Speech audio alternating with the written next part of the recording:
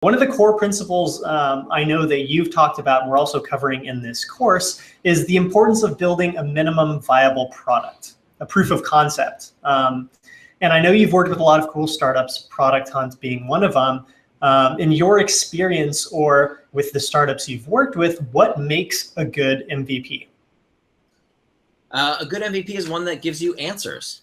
That's the point of a minimum viable product, is to put in the minimum amount of time, money, effort, blood, sweat, and tears to get you some kind of answer. And that answer, just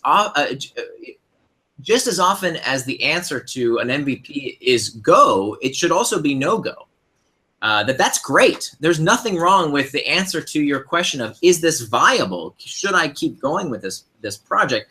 If the answer is no, that's great. You just saved yourself the most precious resource an entrepreneur has, which is time. You can always make more money. You can't get your time back. So that's really the purpose of building these MVPs. Now, where the hook model fits into the process of making an MVP, what I recommend, I'm still a big proponent of the lean startup methodologies, and at my last two companies, we use the lean startup methodology, hook, line, and sinker. I mean, I love it. But if you think about those three basic steps of the lean startup as espoused by Eric Ries and Steve Blank, it's three basic steps, right? You have to build, then measure, then learn. That's the lean startup cycle. Build, measure, and learn. It's fantastic. Much better than the waterfall process we used to use to build software. But there is one part of those three that requires a disproportionate amount of money, time, and effort. And that one phase is the building phase, right? It's only the building phase that requires all that money, the blood, sweat, and tears, and all that effort all goes into building.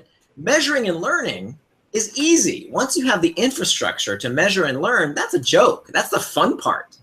It's building that can take years and millions of dollars.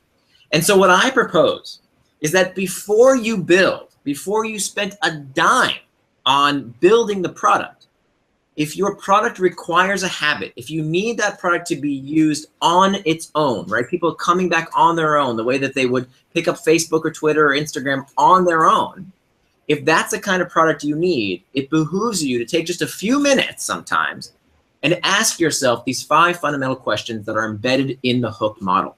And this is something that you can do with pen and paper. You don't need any fancy technology.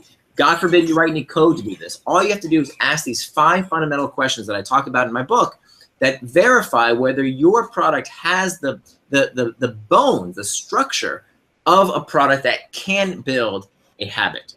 And if it doesn't, you're going to know that right away.